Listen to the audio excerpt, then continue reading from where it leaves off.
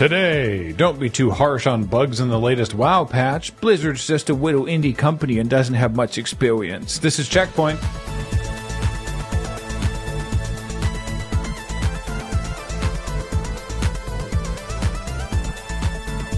Welcome to CheckPoint. It's tax day. What'd you get me? T4, accurately filled out and in compliance with Canadian law. Great. And for you, I got a series of medical deductions and write-offs due to your ailing human body. You remembered. You make it hard to forget.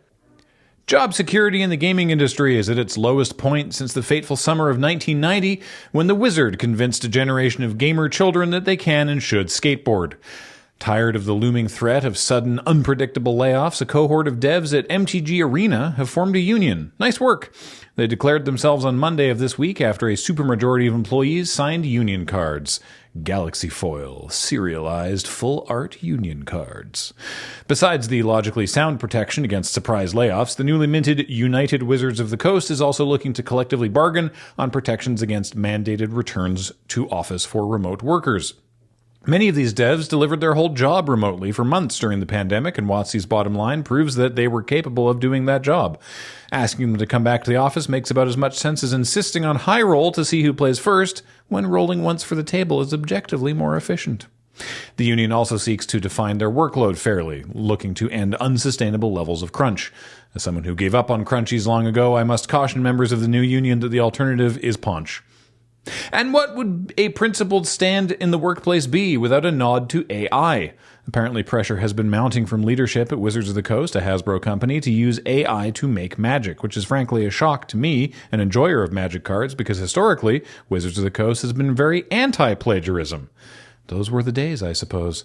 CheckPoint wishes hello and good luck to the United Wizards of the Coast, and if you want to show your support, they're currently collecting signatures on a petition to be recognized. But they've also said they plan to withdraw that petition if WotC voluntarily recognizes their union this week. In a similar vein, I will be going all in on mythic rare bombs in draft this week, but would like to withdraw if opponent has the counterspell. Hey, kids, do you want to get exhumed? As the generation who first experienced Super Mario Bros. As children slouch towards the grave, the first time many of them will be able to afford property, one Brazilian manufacturer is prepared to meet them with a series of Mario-themed coffins. Big Noto is offering coffins tastefully and minimally themed around Mario, Luigi, Princess Peach, Toad, and Yoshi. These designs, which would be considered a little immature on a 14-year-old's birthday cake, wow, shots fucking fired, Cameron. They can now serve as a vessel for your eternal repose. If you believe in an afterlife, these caskets will also herald your arrival in Death's Twilight Kingdom. Once there, you can explain to your ancestors, who struggled and suffered to buy you a few precious decades on this earth, who Toad is and why he's all you deserved. But that's only if Nintendo, who is famously litigious, doesn't serve Big Noto or your estate with a cease and desist order and teach you to fear Shovel Knight. Luckily, as we learned from Boo, Nintendo's lawyers can't see into your casket if you're looking at them, so be sure to be buried face down. Former Blizzard president Mike Ybarra is in the news again, which is what he wants, by the way. He's the CEO of a sports betting app now. He keeps saying outlandish shit about Blizzard, so people keep talking about him. And we're here now, so what did he say? Well, that WoW will continue to decline if they don't reset it.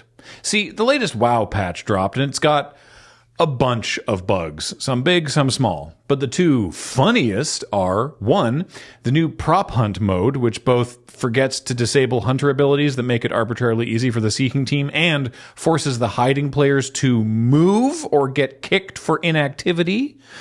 And two, these item descriptions that maybe don't sound like AI, but definitely sound like they've been translated poorly from another language.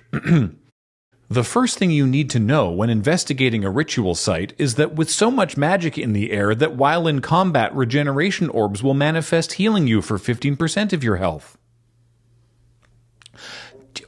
So it's not going great, obviously, but Ybarra's plan is basically hire people who will give more of their life to the job. Quote, those teams have to be dedicated, work hard, and make it happen in a way that exceeds player expectations, Ybarra posted on Twitter, the everything shit. Continuing, making games is not for everyone. You have to give it a lot of your life, and you have to love what you're doing because it becomes life. Ybarra wants developers to give more of their lives to a company that statistically will lay them off at the drop of a hat, like when Blizzard, under Ybarra's leadership, laid off 1,900 people, many of them in QA, following the Microsoft merger. Ybarra himself stepped down soon after, or rather was given the courtesy to say he was stepping down, presumably with a milestone bonus for firing 1,900 people. PC gamers waiting on the Steam machine for a turnkey living room solution still have to wait a little longer, but if you're eager to get a feel for the future, Valve has just released the Steam controller for $99 or 935 Norwegian kroner. When asked why Steam has decided to release its companion controller now, Valve hardware engineer Steve Cardinale made it crystal clear, quote, "This doesn't have RAM." What the Steam controller does have is an abundance of interfaces. Looking at its far side fat kid face, it sports all of the mechanics of its contemporaries. 2 thumbsticks, a D-pad, a bunch of buttons with the letters in the wrong spots. But it also has 2 fat cheeks that you can rub with your thumbs. Details are scarce, but this reporter assumes they're for the glut of hentai massage simulators that compose 98% of my Steam Store the Steam Store library. You can still use the Steam controller without a Steam machine, as it connects to standalone computers just fine. Of course, that assumes you even own a computer at this point, since there's a good chance you've probably sold its RAM and storage on the secondary market in order to buy something more affordable. Sorry, I mean something more necessary to daily life. I meant food, Paul, food. Close enough. I've got a solution to Valve's woes, other than that one though. We should take a hint from people who lived through the previous Great Depression and start reusing things already in our household. Valve could make a Steam machine that just uses older RAM from computers you haven't thrown out yet. It could run on DDR5, DDR4, or even DDR3. It'd be just like when automobiles first came on the market, and so during the transition, manufacturers adapted horses to run on both oats and kerosene. I feel like a horse powered by kerosene would be very fast, very briefly. Are you implying you light the horse on fire? Well, what's the alternative? The horse drinks the kerosene? That wouldn't be very safe.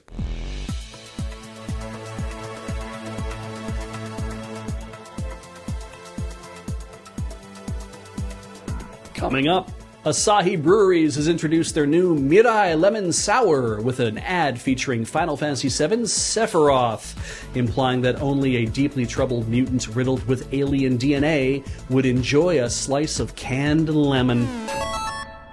Canned lemon. Apparently. And I do find this kind of fascinating. It's taken them, I think they said Asahi, 4 years to develop that lemon.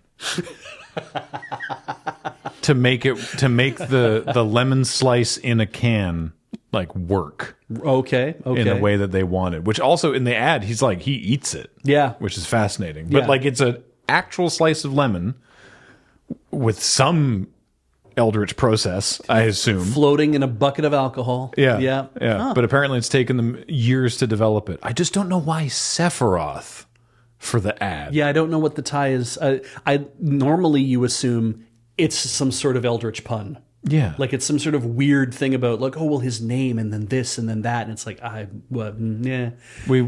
used the visual translate thing on that ad, and the slogan was, "Happiness is not just about drinking." They're not wrong. And I'm like, yeah, well, obviously shouldn't, but you're the drinking. Yeah. Shouldn't you want? It's not just about the thing we're trying to sell you. Yeah.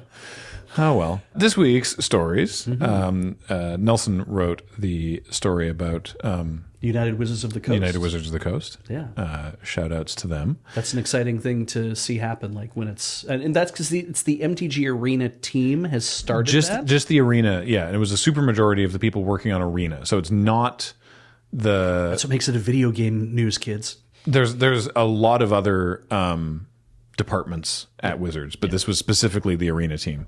But if it goes ahead, maybe others will follow. Yeah. Wizards did respond, saying like in a not no committal. Yeah, non-committal, but also not negative. Not like a oh geez, we hoped for better out of you kind of thing. I thought we were a family. Yeah, I've seen some companies do that sort of thing. There's there's already been some justified commentary on some of the language that they used in the thing, but for now that was a statement they were giving to Kotaku. So like that's we will monitor the situation. Nelson wrote that one. Cameron, as you may have inferred, wrote the one about the Mario coffin. Yep.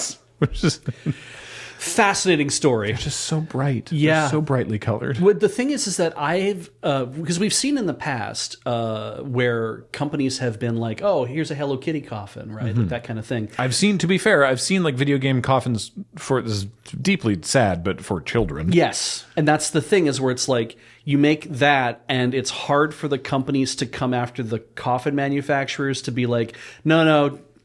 Dig them up and put them in a different coffin. Like, I don't know what you're trying to go with here, but it's like, do not do that. We don't want our brand associated with death in that way. We want to associate with death in a different way. And it's like, it can't be real life death. That would be tragic. And so there's always this weird navigation process of like, oh, we can get away with that because it's like, it's for a small child. And in the midst of the family's grief, they're like, I want them to be buried in the thing that they loved the most at the time. And it's like, sure, that I can understand the motivation here, but this is sounding like it's like, yeah, full-grown adults can get a Mario Kart coffin. And it looks like a Mario Kart fairing on the front of like the F1 car that Mario drives around in. I'm just like... I mean, as Cameron points out, it's, the children who grew up with Mario are starting to die. Yeah, and I just feel real weird about it. Like... Yeah, man. Yeah. And then Beej and I wrote the other stories that we read. Yeah. I did the story about Mike Ybarra, who, again, like... He just says shit now. He apparently, so he's really hung up on this like WoW needs to reset. Oh yeah. And apparently, World of Warcraft 2 was like a thing he really wanted to happen when he worked there. Okay. When he was like, we got to cut this off, shove it over there, and we got to do World of Warcraft 2. And everyone was like, that's a terrible idea, Mike. Nobody liked that idea. Interesting. And he's really clinging to this. He keeps talking about like he's like, no, this is what WoW needs to do, and it's like you don't go here anymore. Yeah, and also you left to go form a new company, but you chose to make that a sports betting company. I don't know, as opposed to a new MMO company. I don't think he formed the company. I think they just brought him on as they're the NBA's #1 prediction market. But yeah, it is alleged. It is heavily believed that he did not step down at Wizards, that he was fired, but that he was, as I said... heavily encouraged to get the fuck out. Yeah, that he was allowed to be like, well, I've decided that it's time for me to take a step back from Wizards. Yeah. Or Blizzard. They rhyme. They do. And then you wrote about the Steam controller. Yeah. Which looks nice. I think it's a cool... I mean, I looked at the thing and I was like, what does that remind me of? Far Side Fat Kid. Like, got it, like that, and I'm like, because it really does feel, because it's like there's a face on this thing. It's like, yeah, but it's a weird face, and whose face is it? It's big rubbable cheeks. And what do you talk about with a new controller coming out? And I realized, oh, nothing but the controller. That's how I write a CheckPoint story. I do like how Goth IHOP. Yeah, me too. Anyway, what? Yeah. If IHOP's missing a trick if they don't try at least one of those somewhere, right? Like, just give it a shot. What do you have to lose? Ultimately, yeah. But the I just love how straightforward it's been. Like, so why release this now when like the thing? And it's what's your strategy? What's the fourth dimensional thinking? It's like, well, it's done, and we can release it. We had it ready to release, and it doesn't have RAM, so let's release it. And everyone's like, whoa. Like, I had a whole thing. I do like, look, they're not blameless. You don't got to give it to them, but I do appreciate that Valve frequently keeps winning by other companies just tripping over their own balls. Yeah, absolutely. Right? And that they're just like, oh, yeah, we've made something and it's really good and you can buy it now. Yeah. Okay, thanks. And it's like, oh, nice, Valve. Yeah. Like, there's a consistency to it. It's like, I mean, that's also why, like, I saw a video on YouTube the other day that was like Nintendo is slowly winning the the decline of the video game market. Yeah. And I was like, I kind of don't, I think it was on Adam Conover's channel. I did not watch the video, but I just seeing the statement, I was like, I can believe these things are true. And I can also believe that about Valve as well, that it's like, they kind of, there's certain companies in the industry that embody a type of consistency that's like, we are this type of company and we do this kind of business, and as we continue to do it, we never sit on our own balls. And that's, these days it's like, I can't believe that's what we're asking for. But you know, you're in a position of, hey, we have a brand new piece of hardware we want to release. It's like, well, RAM's gone up 175%. It's like, then we're going to pivot slightly and we'll figure out how to make this work. They still say Steam Machine is due this year. They're like, we're not abandoning that idea. Well, RAM is now coming back down, because we didn't talk about this specifically on CheckPoint. Right. But in case you're unaware, I hope you've heard this information somewhere else by now, but in case you're unaware, the main instigating factor that spiked RAM prices was that OpenAI was like, we're buying like 60% of your RAM, like went to like the 2 RAM manufacturers and we're like, we're going to buy basically all of your available RAM. Yes. And so then prices, you know, like none of that was binding. That was a letter of intent saying, we think we're going to buy a whole ton of RAM. That never happened. None of it happened. And you know what? They never bought the RAM. They never legally promised to buy it. Right. And they never did it. They just said they would and now are not going to, and prices shot up. And it's infuriating. So the thing that also referencing that though is that then I started to see people like reporting coming out saying that all the evidence that we have of that happening is other people saying that that is what happened, and people referring back to those things in kind of a weird circle. Yeah. And there's like no primary sources. It's like we don't know for sure that that is the truth of the situation, but the fact is we don't know the actual truth of the situation. If it was Sam Altman says, no, for sure I am buying stuff and here's $100 million, right? But it's like, but there's been no evidence of that either. And that is the thing that does start to feel like, oh yeah, this is all a shell game. And I'm like, I'm more inclined to believe that a dude who apparently is a pathological liar is part of a massive shell game that's fucking up things for everybody than I am to believe that it's like, oh, people are making up stuff about this letter of intent. I'm like, yeah, no, one thing smells realer than the other. Yeah.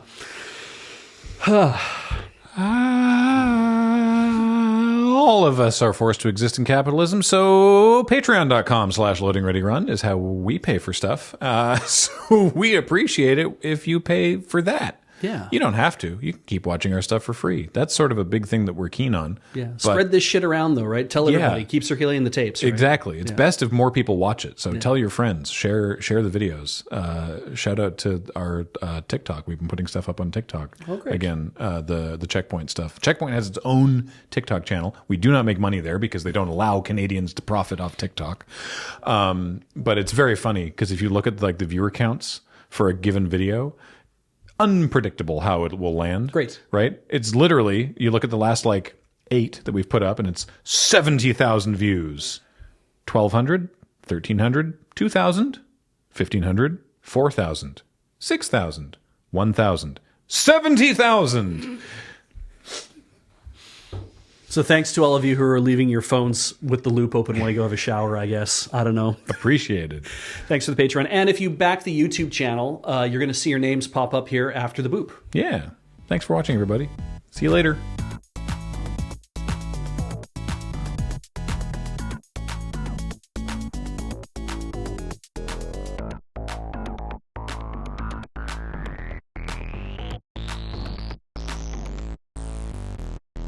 Exhumed?